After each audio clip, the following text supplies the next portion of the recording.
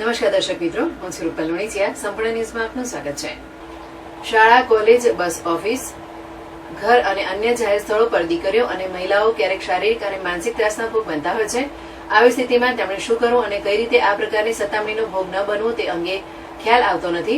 આવા શારીરિક અને માનસિક ત્રાસ આપનારા નરાધમો સામે કેવી રીતે લડત આપી તે અંગે પણ જાગૃતિ જરૂરી છે. ત્યારે છેલ્લા ઘણા સમયથી દિન પ્રતિદિન જાતીય શોષણમાં વધારો થતો જોવા મળી રહ્યો છે, જેના કારણે કેટલીક ફૂલ જેવી નાની દીકરીઓ જાતીય શોષણનો ભોગ બને છે. ત્યારે આજે આ અંગે સારા સ્પર્શની માહિતી આપવામાં આવી હતી, જેમાં ખરાબ સ્પર્શથી નાની બાળાઓ જાતીય શોષણનો ભોગ ન બને તે માટે ડીસા ઉત્તર પોલીસ દ્વારા સરાહનીય કામગીરી કરવામાં આવી હતી.